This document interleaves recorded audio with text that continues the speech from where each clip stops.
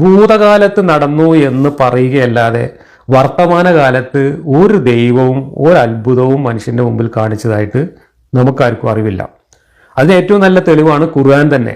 ഖുർആൻ നമ്മൾ വായിച്ചു കഴിഞ്ഞാൽ മുഹമ്മദിനോട് ഇതുപോലെയുള്ള എന്തെങ്കിലും അത്ഭുതം കാണിച്ച് തൻ്റെ പ്രവാചകത്വം ഒന്ന് തെളിയിക്ക് ബോധ്യപ്പെടുത്തുക എന്ന് മക്കക്കാര് 13 കൊല്ലം നിരന്തരമായിട്ട് ആവശ്യപ്പെട്ടതാണ്. ചങ്ങാതി തനിക്ക് കുറച്ചെങ്കിലും ഉളുപ്പുണ്ടോ? മീസയും താടിയൊക്കെ നരച്ചില്ലേ? പ്രായം കുറെ ആയില്ലേ?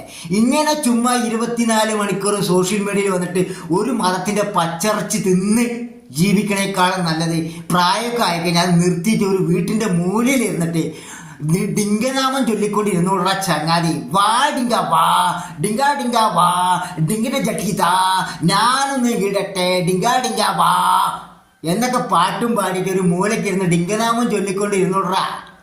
എത്ര കാലോടാ ഇങ്ങനെ ഒരു മതത്തിന്റെ പച്ചർച്ചി തിന്ന് ജീവിക്കുക? ഉളുപ്പ് എന്ന് പറഞ്ഞ സാധനം ഉണ്ടോ തനിക്ക്? എന്താണ് മുജിസത്ത്? സാധാരണ മനുഷ്യർക്കില്ലാത്ത അസാധാരണമായ കഴിവുകൾ പ്രകടിപ്പിക്കുന്നതിനാണ് മുജിസത്ത് എന്ന് പറയാം. മുഹമ്മദിന് എന്തെങ്കിലും മുജിസത്ത് ഉണ്ടായിരുന്നോ? 13 കൊല്ലക്കാലം മുഹമ്മദിനോട് മക്കക്കാർ ആവശ്യപ്പെട്ടത്, പ്രധാനമായും ആവശ്യപ്പെട്ടത്, പ്രവാചകത്വം തെളിയിക്കാൻ എന്തെങ്കിലും ഒരു മുജിസത്ത് കാണിക്കൂ എന്ന്. ഒരു നയാ പൈസയുടെ മുജിസത്ത്, ഒരു മുതുകാട് കാണിക്കുന്ന ഒരു ചോട്ടാ മാജിക്ക് പോലും, ഒരു കയ്യടക്കത്തിന്റെ മാജിക്ക് പോലും മുഹമ്മദിന് കാണിച്ചു കൊടുക്കാൻ കഴിഞ്ഞില്ല.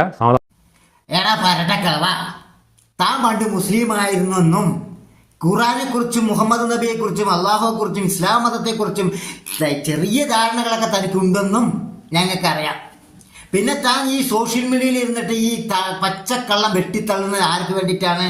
വല്ല നാറികളുടെ കയ്യിൽ നിന്നും വല്ല നക്കാപ്പിച്ച കിട്ടുമെങ്കിൽ അത് വാങ്ങി നക്കാമെന്ന് ഉദ്ദേശിച്ചുകൊണ്ടാണെന്നും ഞങ്ങൾക്കറിയാം. ഓളമില്ലാത്ത വട്ടക്കിളവാ. മുഹമ്മദ് നബി ഈ ഭൂമിയിലേക്ക് അള്ളാഹുവിന്റെ പ്രവാചകനായിട്ട് വന്നത് എന്തിനാ? മാജിക് ഷോ കാണിക്കാനല്ല, മുതുകാരന്റെ മാജിക് ഷോ കാണിക്കാനോ അല്ലെങ്കിൽ ജാലവിദ്യ കാണിക്കാനോ അല്ല മുഹമ്മദ് നബി ഇവിടെ വന്നത്.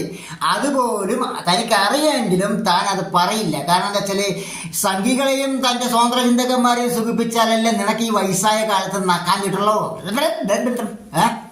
മുഹമ്മദ് നബി ഈ ലോകത്ത് പ്രവാചകനായിട്ട് അവതരിക്കപ്പെട്ടത് എന്തിനാന്ന് വെച്ചാല് മനുഷ്യരെ നേർവഴിക്ക് നയിക്കാൻ. അള്ളാഹു ഏകനാണ്, അവനിൽ വിശ്വസിക്കുക, അവനാണ് ഏക ദൈവം എന്ന് മുസ്ലിങ്ങളെ പഠിപ്പിക്കാനാണ്. അങ്ങനെ അള്ളാഹുവിൽ വിശ്വസിക്കുന്നവർക്ക് ഒരു പേരുണ്ട്, മുസ്ലിം എന്നാണ് അവരുടെ പേര്.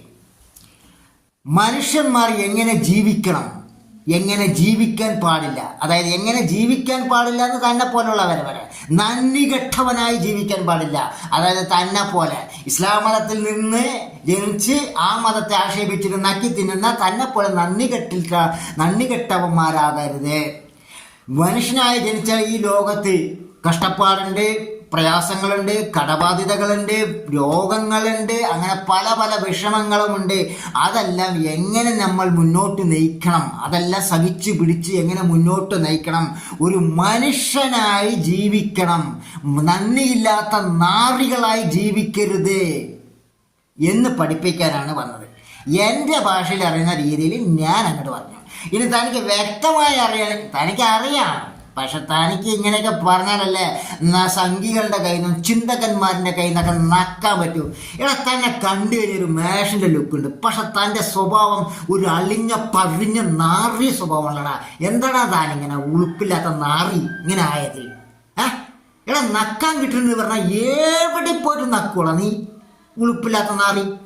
ഒരു മനുഷ്യൻ മാത്രമായിരുന്നു മുഹമ്മദ്. പിന്നീട് മുഹമ്മദ് മരിച്ച് 100 കൊല്ലങ്ങൾക്ക് ശേഷം മുഹമ്മദിന്റെ ചരിത്രം എഴുതിയവരും മുഹമ്മദിന്റെ ഹദീസുകൾ ക്രോഡീകരിച്ചവരും മുഹമ്മദിനെ കുറിച്ച് മറ്റുള്ളവർ പറഞ്ഞുണ്ടാക്കിയ കഥകളിലുമൊക്കെ മൂജിസത്ത് കൊണ്ട് അങ്ങ് പള്ള നിറച്ചു. ഖുർആനാണ് പോലും മുഹമ്മദിന്റെ ഏറ്റവും വലിയ മൂജിസത്ത്. മുഹമ്മദിന് എന്തെങ്കിലും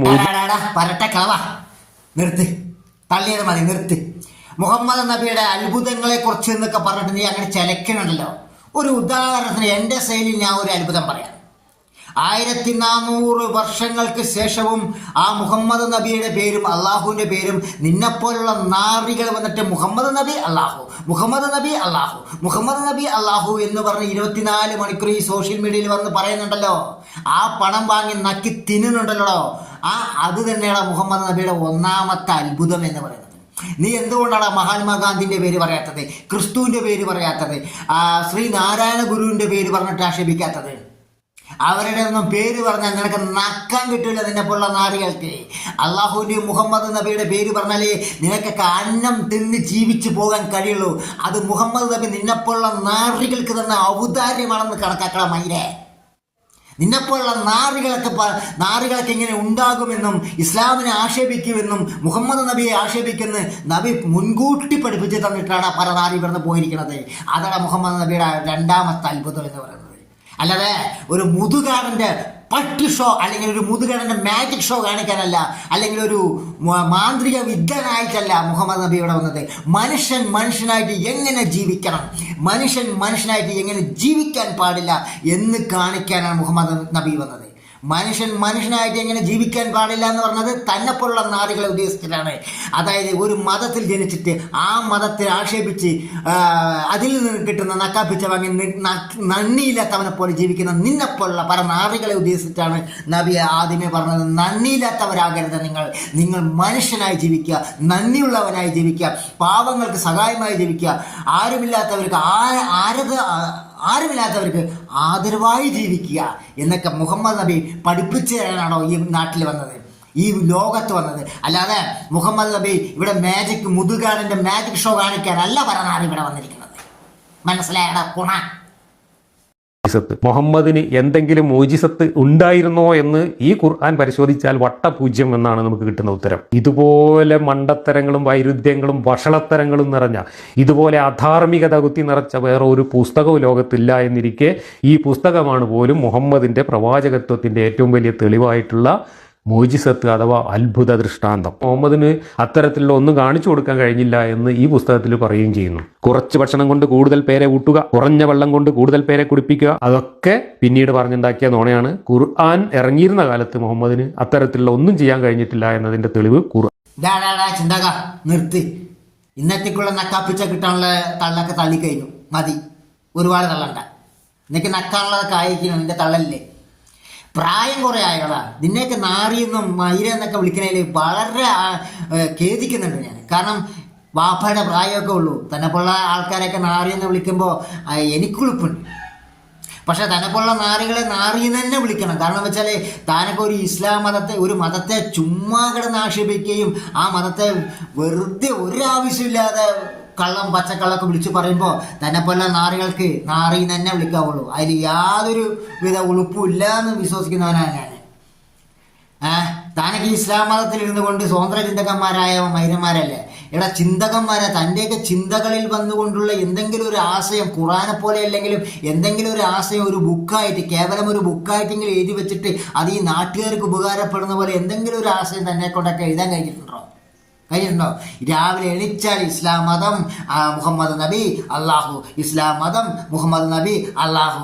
ഇങ്ങനെയല്ലടാ ഊളകളെ, നിങ്ങൾക്ക് സ്വന്തം ആശയമില്ലാത്ത മറ്റൊരു മതത്തിൻ്റെ ആശയത്തിനെയും പിടിച്ചുകൊണ്ട് അതിനെ ആക്ഷേപിച്ച് നക്കി തിന്നാൻ ഒരു ഉളുപ്പുമില്ലടാ മൈരുകളെ. അറിയാതെ ചോദിക്കണം. നാണമുണ്ട, നാണക്കേടാണ് നാറികളെ. തൻ്റെ വീട്ടിലൊന്നും തൻ്റെ മകനോ ഒന്നും പറയില്ലേ, എടാ തണ്ടപ്പടിയെ ഇത്രയും പ്രായമായില്ലോടാ, എന്തിനാണ് ഇങ്ങനെ ജീവിക്കുന്നത്, നട്ടലുള്ളൊരു മോളോ ഒന്നും ഇല്ലടാ തനിക്ക്, ഇല്ലേ? സ്വന്തം ഭാര്യ പോലും ഇല്ലടാ തനിക്ക്. ഇങ്ങനെ ഒരു മതത്തെ ഇങ്ങനെ ആക്ഷേപിച്ചിട്ട് എന്തിനാണ് നിങ്ങൾ ജീവിക്കുന്നത്, മറ്റുള്ള മതത്തെ എന്തിനാണ് നമ്മളിങ്ങനെ ആക്ഷേപിക്കണമെന്ന് വീട്ടിൽ എടുത്തു പറഞ്ഞു തരാൻ ഒരാളില്ലടാ തനിക്കൊന്നും. തന്നെപ്പോലുള്ള നാട് കേൾക്കുന്നു. അതോ അതിൽ കിട്ടുന്ന പണം കൊണ്ട് നമുക്ക് ജീവിക്കാന്ന് പറയുന്ന കുടുംബ പാരമ്പര്യമാണ് തൻ്റെയൊക്കെ ഉളുപ്പില്ലാത്ത നാറി. സ്വന്തമായിട്ട് എന്തെങ്കിലും ചിന്തകന്മാർ ആശയം കണ്ടുപിടിച്ചിട്ട് നാട്ടുകാർക്ക് ഉപകാരപ്പെടുന്നതോ അല്ലെങ്കിൽ ഒരു പാവപ്പെട്ടവനെ സഹായിക്കുന്ന ഉപകാരപ്പെടുന്നതോ എന്തെങ്കിലുമൊക്കെ കണ്ടുപിടിക്കണം അതിനെ.